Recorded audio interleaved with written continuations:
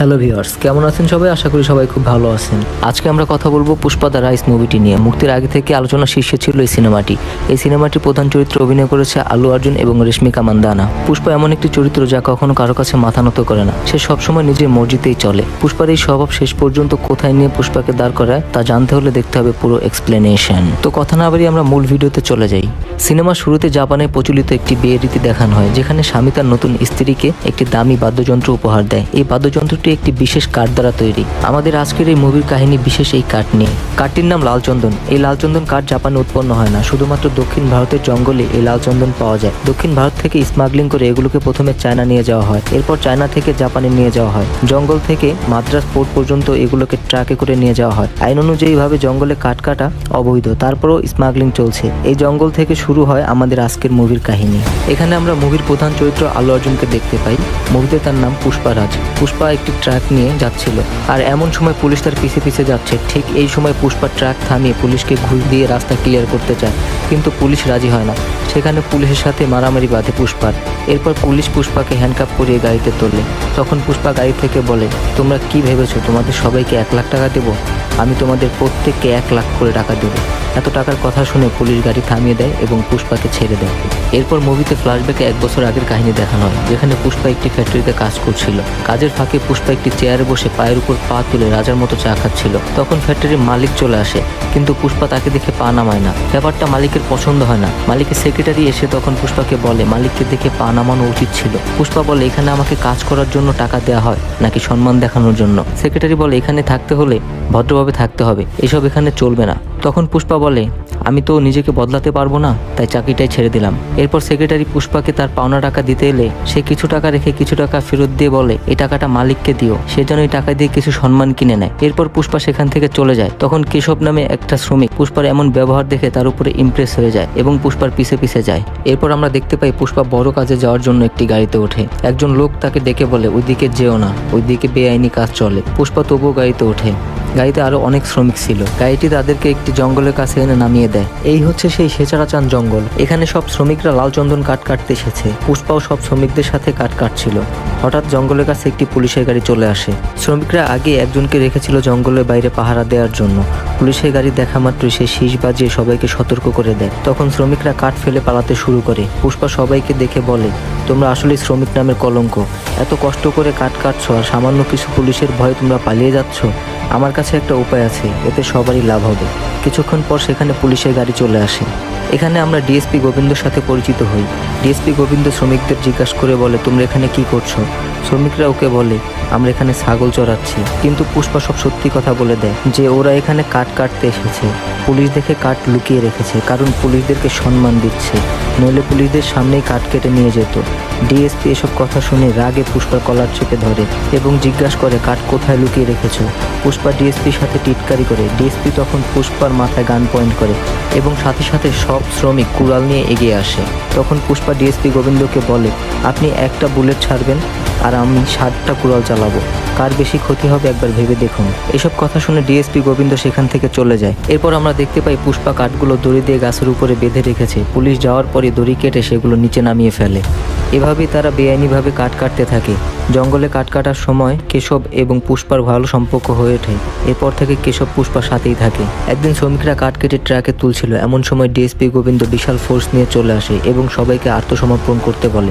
এমন সময় পুষ্পা একটি পাথর পুলিশকে লক্ষ্য করে ছুঁড়ে মারে। সাথে সাথে সকল শ্রমিক পুলিশের দিকে পাথর ছুঁড়তে থাকে। পুলিশ তখন গুলি চালায়। সকল শ্রমিক তখন পালাতে শুরু করে, কিন্তু পুষ্পা না পালিয়ে কাঠ ভর্তি ট্রাক নিয়ে পালিয়ে যায়। পুলিশও তার পিছু পিছু কিছু দূর যাওয়ার পর পুলিশ পুষ্পাকে হারিয়ে ফেলে। পুষ্পা হঠাৎ একটি পুলিশের গাড়ির সামনে চলে আসে। পুলিশ গাড়ি থামিয়ে পুষ্পাকে জিজ্ঞাসা করে, কাঠ কোথায় রেখেছো? কিন্তু পুষ্পা বলে, থানায় গিয়ে কথা হবে। আর এ কথা বলেই পুষ্পা নিজে নিজে পুলিশের গাড়িতে উঠে বসে। এরপর থানায় গিয়ে পুলিশ পুষ্পাকে প্রচণ্ড মারধর করে। পুলিশ পুষ্পাকে কাঠের বিষয়ে জিজ্ঞাসা করলে পুষ্পা বলে, কাঠের কথা বললে মালিক আমাকে ছাড়বে না। পুলিশ তখন জিজ্ঞাসা করে, কে তোমার মালিক? তখন পুষ্পা বলে, আমি নিজেই আমার মালিক। পুলিশ এটা শুনে রেগে গিয়ে আরো মারতে থাকে। মারতে মারতে পুলিশ হাঁপিয়ে ওঠে, তবুও পুষ্পা তার নিজের মুখ খোলে না। এরপর একজন পুলিশ এসে তার নাম জিজ্ঞাসা করে। পুলিশটি তার বাবার নাম জিজ্ঞাসা করে। পুষ্পা চুপ করে থাকে। পুলিশটি তখন বলে, আমরা সবাই আমাদের বাবার নাম জানি, কিন্তু তুই কি জানিস? আর তখন ফ্ল্যাশব্যাকে পুষ্পা ছোটবেলা দেখানো হয়। পুষ্পা তার মায়ের সাথে স্কুলে ভর্তি হতে যায়। টিচাররা তাকে তার বাবার নাম জিজ্ঞাসা করলে পুষ্পা তার বাবার নাম বলে। ঠিক তখনই তার সৎ ভাই চলে আসে আর সে বলে অবৈধ বাচ্চা কখনো তার বাবার নাম পায় না। সে পুষ্পাকে বলে আজ থেকে তোর কোনো বাবার নাম থাকবে না, তোর নাম শুধু পুষ্পা রাজ হবে। এমন সময় শিশু পুষ্পার চেহারায় রাগ, ঘৃণা আর কষ্টে এক মিশ্র ছাপ ফুটে ওঠে। এরপর সিনেমা শিফট হয়ে যায়। আমরা দেখতে পাই দুজন পুলিশ পুষ্পাকে খাবার খাওয়ানোর জন্য থানা থেকে বের করে নিয়ে আসে। সেখানে একটি গাড়িতে কয়েকজন লাল চন্দনের স্মাগলার চলে আসে। পুষ্পা মূলত এদের হয়েই কাজ করে। সিনেমার এই পর্যায়ে নতুন 3 চরিত্রের সাথে আমাদের পরিচয় ঘটে। এদের মধ্যে একজনের নাম জলি রেড্ডি, যে মদ ও মেয়ের নেশা আসক্ত। আরেকজনের নাম জাক্কা রেড্ডি, যে স্মাগলিংয়ের হিসাব দেখাশোনা করে। আর অপরজনের নাম কন্ডা রেড্ডি। কন্ডা লোকাল এক গ্যাংয়ের উপর গ্রেনেড ছুটতে গিয়ে তার একটি হাত হারিয়ে ফেলে।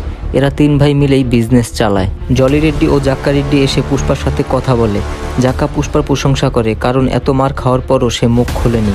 পুষ্পা তখন বলে পুলিশের কাছে মুখ খুলে কী লাভ, তারা তো সারা বছরে 60,000 টাকাও কামায় না, লাভ তো হবে আপনাদের সামনে মুখ খুললে। তখন জলি খেপে গিয়ে বলে আমাদের মালের খবর দিতে আমাদের কাছ থেকে টাকা নিবি? জাক্কা জলিকে থামিয়ে বলে পুষ্পাকে জিজ্ঞাসা কর ওর কত টাকা চাই। পুষ্পা তখন বলে আমার 5 লাখ টাকা চাই, আর উকিল ডেকে বেল করিয়ে দিতে বলে। এরপর পুষ্পা তাদের নিয়ে একটি কুয়ার কাছে যায় যেখানে কাঠ লুকিয়ে রেখেছিল। কাঠ পাওয়ার পর পুষ্পাকে 5 লাখ টাকা দেয়। আর আসার সময় পুষ্পা আর কেশবকে গাড়িতে নিলেও যাওয়ার সময় জলি তাদেরকে গাড়িতে উঠতে দেয় না। পুষ্পা তখন কেশবকে বলে আমি গাড়িতে এসেছি, গাড়িতেই যাব, তুই 5 লাখ টাকা দিয়ে নতুন একটি গাড়ি নিয়ে আয়। এরপর পুষ্পা গাড়ি নিয়ে তার মায়ের সাথে দেখা করতে যায়। এরপর পুষ্পা আর কেশব কন্ডা রেড্ডির সাথে দেখা করতে যায়। কন্ডা তখন তার একজন লোককে মারছিল, কারণ কাঠ নিয়ে যাওয়ার সময় পুলিশের কাছে ধরা খেয়েছে। পুষ্পা তখন কন্ডাকে বলে তার কাছে একটা আইডিয়া আছে, সেভাবে কাজ করলে পুলিশ তাদের ধরতে পারবে না। জলি তখন পুষ্পাকে ধমক দেয়, কিন্তু জাক্কা জলিকে চুপ করতে বলে। জাক্কা কন্ডার সাথে পুষ্পাকে পরিচয় করিয়ে দেয়। পুষ্পা কন্ডাকে দুধের কন্টেনার কেটে 2 ভাগ করে নিচের অংশে কাঠ, উপর অংশে দুধ ভর্তি করে নিয়ে যেতে বলে। এই আইডিয়া কন্ডার খুব পছন্দ হয়। সে পুষ্পাকে কাঠ নিয়ে যাওয়ার দায়িত্ব দিতে চায়। বিনিময়ে 1 কোটিতে 5 লাখ টাকা দেওয়ার অফার করে, কিন্তু পুষ্পা বলে সে 4% চায়। কন্ডা বলে এতে করে তোমার লস হবে। পুষ্পা আসলে 4% নিয়ে বিজনেসের পার্টনার হতে চায়। 5 লাখ টাকা নিলেও তখন সেটা হতো মালিক শ্রমিকের সম্পর্ক। এরপর পুষ্পা দুধের কন্টেনারে দুধ ভর্তি করতে যায়। সেখানে পুষ্পা শ্রীবালিকে দেখে তার প্রেমে পড়ে যায়। সে সবসময় শ্রীবালির চারপাশে ঘুরঘুর করতে থাকে, কিন্তু পুষ্পার দিকে ফিরেও তাকায় না। এতে পুষ্পা খুব হতাশ হয়ে যায়। এদিকে পুষ্পার প্ল্যান অনুযায়ী কাঠ পাচার ভালোভাবেই হচ্ছিল, কিন্তু একদিন ডিএসপি গোবিন্দ তার প্ল্যান ধরে ফেলে। ডিএসপি দুধের কন্টেনার আটকে দুজনকে ধরে নিয়ে যায়। এদের মধ্যে একজন শ্রীবালির বাবাও ছিল। তারা থানায় গিয়ে বলে তাদের কোনো দোষ নাই, পুষ্পা তাদেরকে দিয়ে এসব কাজ করাচ্ছে। ডিএসপি বলে এখন থেকে তোরা আমার হয়ে কাজ করবি। এরপর আমরা দেখতে পাই শ্রীবালি তার বান্ধবীদের সাথে সিনেমা দেখতে এসেছে। তার কাছে টাকা কম থাকায় তারা টিকিট কাটতে পারছিল না। তখন কেশব এসে তাদেরকে 1000 টাকা দিতে চায়। বিনিময়ে শ্রীবালি পুষ্পার দিকে তাকে একটু হাসবে। শ্রীবালি রাজি হয় না, তার বান্ধবীরা তাকে বুঝিয়ে রাজি করে। পরের দিন কেশব পুষ্পাকে নিয়ে মন্দিরে যায়। শ্রীবালির বান্ধবীরাও তাকে নিয়ে সেখানে যায়। শ্রীবালির ইচ্ছার বিরুদ্ধেও পুষ্পার দিকে তাকিয়ে একটু হাসে। এটা দেখে পুষ্পা অনেক খুশি হয়ে যায়। সে শ্রীবালির কাছে গিয়ে বলে তুমি আমাকে পছন্দ করো তাই না? শ্রীবালি বলে ছি ছি, আমি তোমাকে পছন্দ করব কেন? পুষ্পা বলে তাহলে তুমি আমাকে দেখে হাসলে কেন? শ্রীবালি বলে হাসার জন্য টাকা নিয়েছি তাই, তোমার দিকে তাকিয়ে হেসেছি। তোমার বন্ধু কেশব আমাকে 1000 টাকা দিয়েছে। এটা শুনতে পেয়ে পুষ্পা কেশবের উপরে প্রচুর রেগে যায়, কিন্তু একটু পরে কেশবকে বলে বদনাম যেহেতু হয়েছে শ্রীবালিকে আরও 5000 টাকা দে। 1000 টাকা যেহেতু হাসিতে রাজি হয়েছে, 5000 টাকা দিলে চুমু খেতেও রাজি হবে। এর পরের দৃশ্যে আমরা মঙ্গল সিনু নামে একজনকে দেখতে পাই। সে স্মাগলিং সিন্ডিকেটের বস। লালচন্দন কাঠ সবাই কাটতে পারলেও সবাই পাচার করতে পারে না। সে 15টি চেকপোস্ট পার করে চেন্নাই মাল পাঠায়। পার্টনারের সাথে কিছু ঝামেলার কারণে সিনু তার সব কাঠ কিছুদিনের জন্য কন্ডা রেড্ডির কাছে রাখতে চায়, কিন্তু গুডাউন দেখাশোনার দায়িত্ব ছিল জলি রেড্ডির। জলি সারাদিন মদ আর নারী নিয়ে পড়ে থাকে। পুলিশ যে কোনো সময় তাকে মেইলি ঝামেলায় ফাঁসিয়ে গুডাউনের খবর পেয়ে যাবে। শ্রীনু তাই জলির ভরসায় এতগুলো কাঠ রাখতে দ্বিধায় পড়ে যায়। কন্ডা রেড্ডি তখন শ্রীনুকে চিন্তা করতে বারণ করে। সে তাকে পুষ্পার কথা বলে পুষ্পা আসার পর তার একটা কাঠও পুলিশ ধরতে পারেনি। তখন সেখানে পুষ্পা চলে আসে। কন্ডা পুষ্পাকে বলে শ্রীনু মঙ্গলের কাঠ যেন সে জান দিয়ে হলেও রক্ষা করে। এরপর সিনু মঙ্গল সেখান থেকে চলে যায়। এরপর আমরা দেখতে পাই পুষ্পা গাড়িতে অপেক্ষা করছে শ্রীবালির জন্য। চুমু খাওয়ার জন্য শ্রীবালিকে 5000 টাকা দিয়েছে। শিবালি চুমু খেতে রাজি হচ্ছিল না। তার বান্ধবীরা তাকে জোর করে রাজি করিয়ে পুষ্পার কাছে নিয়ে আসে। সে পুষ্পাকে শুধু গালে কিস করবে বলে। কিস করতে গিয়ে শিবালি কাঁদতে শুরু করে। কাঁদতে কাঁদতে বলে, প্রথম কিস আমি আমার স্বামীকে করতে চেয়েছিলাম। কান্না শুনে শিবালির বান্ধবীরা সেখানে চলে আসে। তারা পুষ্পার উপর চেঁচামেচি করে শিবালিকে সেখান থেকে নিয়ে যায়। তারা যাওয়ার পর পুষ্পা কেশবকে বলে, চুমু খাওয়ার জন্য যদি ওর স্বামীও হতে হয় তবুও আমি রাজি, তারপরও আমি আমার 5,000 টাকা উসুল করেই ছাড়বো। এরপর পুষ্পা গোডাউনে যায়। গিয়ে দেখে সব কাঠ গোডাউনের বাইরে পড়ে আছে আর গোডাউনে তালা লাগানো। শ্রমিকদের জিজ্ঞাসা করলে তারা বলে জলি তালা লাগিয়েছে। পুষ্পা তালা ভেঙে ভিতরে ঢুকে দেখে সেখানে একটি মেয়েকে জলি আটকে রেখেছে। পুষ্পা কেশবকে মেয়েটিকে তার বাড়ি পৌঁছে দিয়ে আসতে বলে। একটু পর জলি সেখানে আসে আর পুষ্পার সাথে ঝামেলা করে। এমন সময় কন্ডা পুষ্পাকে ফোন করে বলে পুলিশ তাদের গোডাউনের ব্যাপারে সব জেনে গেছে। সেই পুষ্পাকে সব কাঠ ছড়াতে বলে। কাঠ ধরা পড়লে তারা সবাই শেষ হয়ে যায়। এতগুলো কাঠ এত অল্প সময় সরানো সম্ভব না। পুষ্পা তাই সব কাঠ নদীতে ভাসিয়ে দেয় আর কেশবকে ব্যাগ ভর্তি টাকা দিয়ে নদীর ড্যামের কাছে যেতে বলে। কেশব ড্যামের লোকটার কাছে গিয়ে টাকা দিয়ে ড্যাম বন্ধ করতে বলে আর এতে করে নদীতে ভেসে আসা সকল কাঠ ড্যামে আটকে যায়। আর এদিকে গোডাউনে পুলিশ চলে আসে। পুষ্পা তখন গোবিন্দকে বলে পুষ্পাকে পেলে কাঠ পাবে না আর কাঠ পেলে পুষ্পাকে পাবে না। গোবিন্দ পুষ্পাকে বলে তুই জানোয়ার থেকেও খারাপ। তখন পুষ্পা বলে দুনিয়ার থেকে খারাপ আর কিছুই নেই, আমরা সবাই নিজেদের লড়াই লড়ছি। গোবিন্দ বলে আজ না হয় তুই জিতে গেলি কিন্তু খুব তাড়াতাড়ি তুই হেরে যাবি। এরপর আমরা দেখতে পাই মঙ্গল সিনু অনেক বড় পার্টি দিয়েছে, কারণ পুষ্পা তার কোটি কোটি টাকার কাঠ পুলিশের হাত থেকে বাঁচিয়েছে। পার্টি সিন্ডিকেট মেম্বার সহ আরো অনেক বড় বড় মানুষ এসেছে। সবাই অনেক আনন্দ করছিল। এর মধ্যে পুষ্পা হঠাৎ জানতে পারে মঙ্গল সিনু সবাইকে ধোকা দিচ্ছে। সে প্রতি টন কাঠ 25 লক্ষ টাকা দিয়ে কিনে আর চেন্নাই মুরগান নামে একজনের কাছে বিক্রি করে প্রতি টন কাঠ 2 কোটি টাকা। এটা শুনে পুষ্পা কন্ডা রেড্ডির কাছে গিয়ে সব বলে। কন্ডা পুষ্পাকে বলে তুমি মঙ্গল সিনুর কাছে গিয়ে দাম বাড়ানোর কথা বলো। যদি সে রাজি হয়ে যায় তাহলে 50% তোমার, আর যদি রাজি না হয় তুমিও আমাকে চেনো না আর আমিও তোমাকে চিনি না। পুষ্পা বলে তাহলে বাদ দিন, সিনুর সাথে আপনিই কথা বলুন। কারণ পুষ্পা বুঝতে পেরেছিল কন্ডা তার কাঁধে বন্দুক রেখে গুলি চালাতে চেয়েছে। কন্ডা তখন বলে আচ্ছা ঠিক আছে, দেখি কি করা যায়। এদিকে কেশব শিবালির বাবাকে পুষ্পা আর শিবালির বিয়ের কথা বলে। শিবালির বাবা বলে পুষ্পার বংশ পরিচয় জানি না, কিভাবে বিয়ে দিব। কেশব তখন পুষ্পার বাবার নাম বলে। পুষ্পার বাবা অনেক উচ্চবিত্ত ছিল, তাই তার বাবার নাম শুনে শিবালির বাবা বিয়েতে রাজি হয়ে যায়। এরপর বিয়ের পাকা কথার জন্য পুষ্পা তার মাকে নিয়ে শিবালিদের বাড়িতে আসে। সব ঠিকঠাকই চলছিল, কিন্তু হঠাৎ করে সেখানে পুষ্পার সৎ ভাই চলে আসে। সে শিবালির বাবাকে বলে পুষ্পা জারজ সন্তান। সে পুষ্পার মাকে অনেক অপমান করে আর তাতে পুষ্পা রেগে যায়। একসময় সে তার সৎ ভাইকে আঘাত করে এবং অনেক ধাক্কাধাক্কি হয়। এসবের মধ্যে হঠাৎ করে পুষ্পার মা পড়ে গিয়ে মাথায় আঘাত পায়। পুষ্পা দ্রুত তার মাকে নিয়ে হাসপাতালে চলে যায়। আর তখন ফ্ল্যাশব্যাকে পুষ্পা ছোটবেলা দেখানো হয়। পুষ্পার বাবা মারা গেলেও পুষ্পার সৎ ভাই তাকে এবং তার মাকে তার বাবার লাশের কাছেও যেতে দেয়নি, এমনকি শেষ দেখাও দেখতে দেয়নি। সিনেমা আবার প্রেজেন্টে চলে আসে। পুষ্পার মা বলে আমি যদি জানতাম আমার জন্য তোর এত অপমান সহ্য করতে হবে তাহলে তুই আমার পেটে থাকতেই তোকে সহ আমি আত্মহত্যা করতাম। পুষ্পার মা অনেক কান্নাকাটি করে। পুষ্পা তার মাকে অনেক ভালোবাসে, তাই এটা দেখে সে নিজেও ইমোশনাল হয়ে পড়ে। এরপর পুষ্পা কেশবকে বলে জন্মদিনে বাবা আমাকে একটি লকেট দিয়েছিল, সেটাও আমার সৎ ভাই কেড়ে নিয়েছে। এটাই আমার বাবার একমাত্র চিহ্ন ছিল। আজকের পর থেকে আমি আর কাউকে আমার অধিকার কেড়ে নিতে দিব না, সে যত বড়ই হোক বা যত ছোটই হোক, আমি আমার অধিকার আদায় করেই ছাড়বো। এই জিদ থেকে পুষ্পা মঙ্গল সিনুর কাছে যায়, কারণ মঙ্গল সিনু তাদের ঠকাচ্ছিল। মঙ্গল সিনুর বাড়িতে গিয়ে পুষ্পা দেখে শ্রীনুর শালা একজনের গলা কেটে মারছিল, কারণ সে কাঠের দাম 50 লাখ টাকা চেয়েছে। এরপর সিনু পুষ্পাকে বলে তুমি তো মাত্র 2 চেকপোস্ট পার করে আমার কাছে মাল নিয়ে আসো, আর আমি এমন আরো 15টা চেকপোস্ট পার করে মাল চেন্নাই নিয়ে যাই। পুষ্পা বলে আপনি ঠিকই বলেছেন, আমিও 15টা চেকপোস্ট পার করে মাল অনেক কষ্টে চেন্নাই নিয়ে গিয়েছি। আপনি 1 কোটি টাকা দিলে মাল আপনার কাছে বেচবো, নয়তো চেন্নাইতে মুরগানের কাছে মাল বেচে দিব। শ্রীনু শালা বলে এ টন প্রতি 50 লাখ টাকা চেয়েছে, তাই একে মরতে হলো, আর তুই তো 1 কোটি টাকা চাইছিস। পুষ্পা বলে আমিও 50 লাখ টাকা চাইতে এসেছিলাম, কিন্তু এখানে এত রিস্ক দেখে দাম বাড়িয়ে দিয়েছি। টন প্রতি 1 কোটি দিবেন আর ভেবে আমাকে জানাবেন। এটা বলে পুষ্পা সেখান থেকে চলে যায়। পুষ্পা যাওয়ার পর সিনুর শালা বলে পুষ্পাকেও কেটে ফেলা উচিত ছিল। এটা শুনে পুষ্পা আবারও সেখানে চলে আসে আর সিনুর ফোন থেকে মুরগানকে ফোন করে ডিল করার কথা বলে। তখন সিনুর লোকজন পুষ্পার উপর আক্রমণ করে, কিন্তু পুষ্পা একাই সবাইকে মেরে অবস্থা খারাপ করে দেয়। এরপর পুষ্পা শ্রীনুর শালাকে বলে আমাকে যেতে দিয়েছিলে বলে আমি যাইনি, আমি নিজের ইচ্ছাতেই যাচ্ছিলাম। পুষ্পা আরো বলে পুষ্পা নাম শুনে যদি ফুল ভেবে থাকিস তাহলে ভুল করবি, পুষ্পা ফুল নয়, পুষ্পা আগুন। এরপর পুষ্পা চেন্নাই মুরগানের সাথে দেখা করতে যায়। মুরগানের লোকজন পুষ্পাকে ভিতর যেতে দেয় না। পুষ্পা তখন কাঠের স্যাম্পল তার হাতে ধরিয়ে দেয়, দিয়ে বলে মুরগানকে দেখানোর জন্য। স্যাম্পল দেখে মুরগান নিজেই সেখানে ছুটে চলে আসে, কারণ সেটা ছিল একদম খাঁটি চন্দন কাঠ। পুষ্পা মুরগানের সাথে ডিল ফাইনাল করতেই চায়, কিন্তু মুরগান বলে মঙ্গল সেনও খুব ভয়ঙ্কর মানুষ, তাকে না জানিয়ে বিজনেস করলে সে তাকে মেরে ফেলবে। সে বলে আমি সবার থেকে আলাদা, আমি কন্ডা রেড্ডির বিজনেস পার্টনার। কন্ডা রেড্ডির কথা শুনে মুরগান ডিল করতে রাজি হয়। এরপর পুষ্পা কন্ডা রেড্ডিকে ফোন করে বলে সে চেন্নাই এসেছে মুরগানের সাথে ডিল ফাইনাল করতে। এটা শুনে কন্ডা রেড্ডি খুব ক্ষেপে যায়, কিন্তু প্রতি টন কাঠের দাম 1.5 কোটি টাকা পাওয়া যাবে শুনে কন্ডা রেড্ডি রাজি হয়ে যায়। পুষ্পা তখন বলে ডিল যখন ফাইনাল হলোই, এখন থেকে 50% আমার, আর এভাবেই পুষ্পা 4% থেকে 50%-এর বিজনেস পার্টনার হয়ে যায়। এরপর আমরা দেখতে পাই কন্ডা রেড্ডির লোকজন জানতে পেরে গেছে পুলিশকে গোডাউনের খবর কারা দিয়েছে। তারা শিবালির বাবা ও তার সাথে লোককে মারধর করছিল। শিবালির বাবা বলে ওরা আমাকে টাকার লোভ দেখিয়েছে, ভেবেছিলাম এই টাকা দিয়ে মেয়ের বিয়ে দিব। জলি রেড্ডি তখন শিবালিকে সেখানে ডেকে পাঠায়। এরপর শিবালি সেখানে গিয়ে তার বাবার কথা জিজ্ঞাসা করে। জলি বলে তোর বাবা বেঁচে আছে। জলি শিবালির হাতে নতুন শাড়ি আর সাবান তুলে দেয়, এই সাবান দিয়ে গোসল করে শাড়ি পরে রাতে আমার কাছে আসবি, আর সকালে তোর বাবাকে নিয়ে চলে যাবি।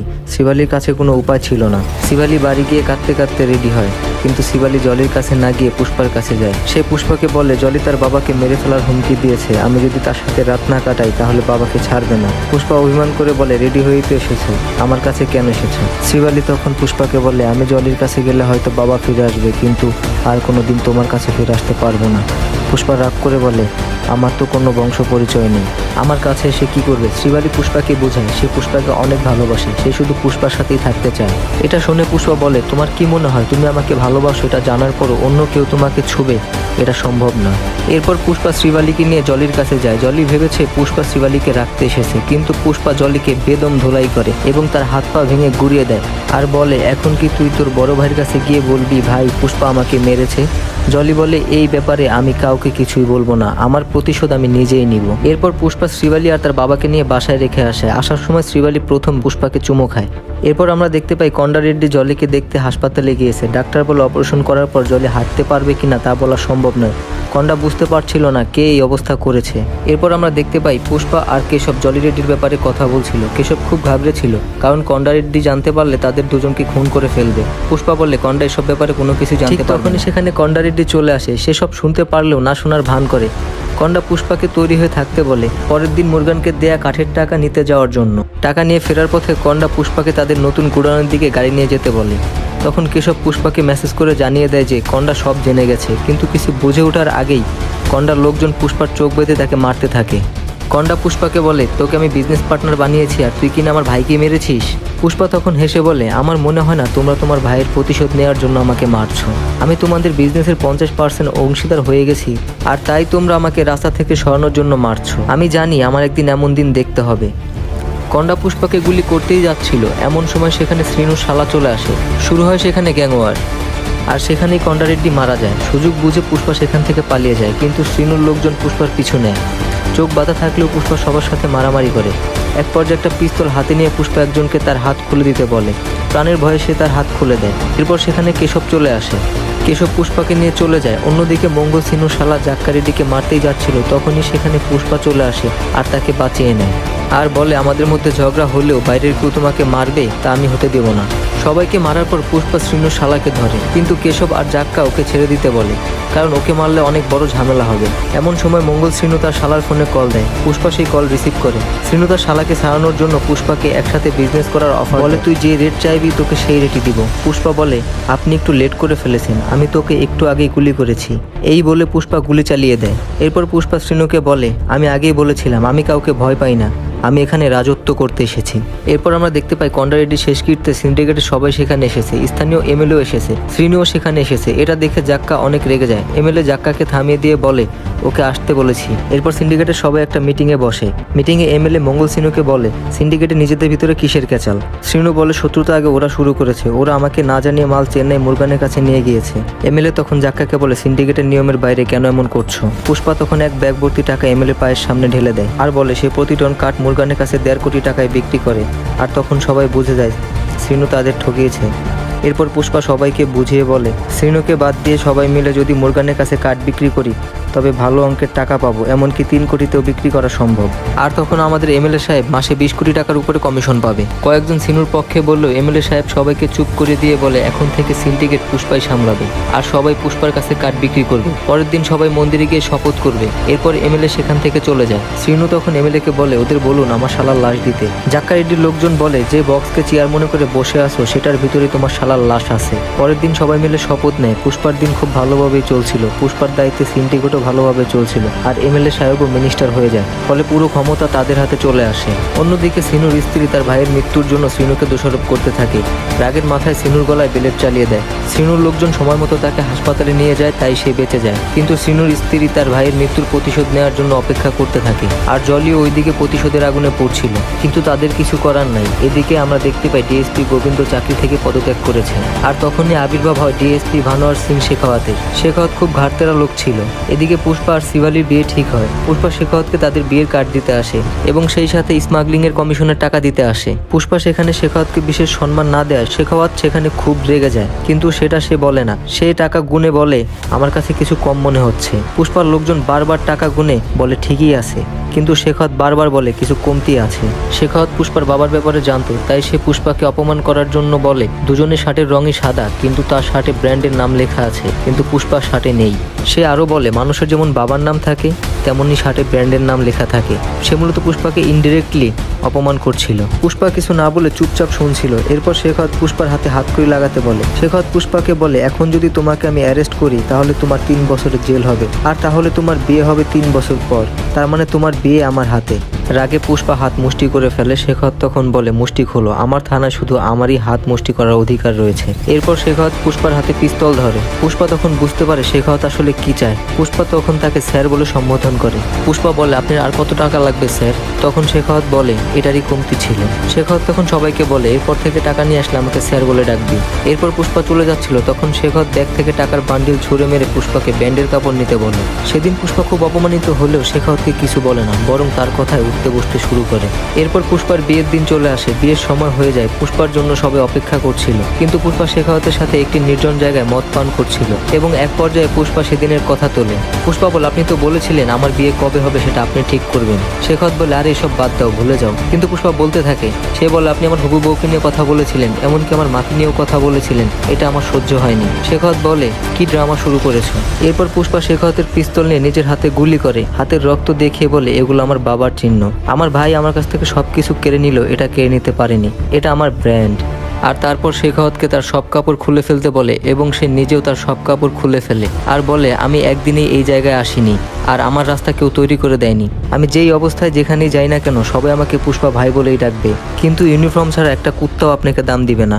আর এগুলো বলে পুষ্পা সেখান থেকে চলে যায়। শেখাওয়াত রেগে থানায় ফিরে গিয়ে সব টাকা পুড়িয়ে ফেলে আর পাগলের মতো হাসতে থাকে। অপরদিকে পুষ্পাও একই অবস্থায় বিয়ের মণ্ডপে যায়। তার লোকজন দৌড়ে এসে তাকে বিয়ের কাপড় পরিয়ে দেয়। বিয়ের মণ্ডপে শ্রীবালি পুষ্পাকে জিজ্ঞেস করে কি হয়েছিল। পুষ্পা বলে পুষ্পাকে কেউ একজন ফুল মনে করেছিল, তাই আমি তাকে বুঝিয়ে দিয়ে এলাম পুষ্পা ফুল নয়, পুষ্পা আগুন। আর এখানে পুষ্পা দ্য রাইস সিনেমাটি শেষ হয়।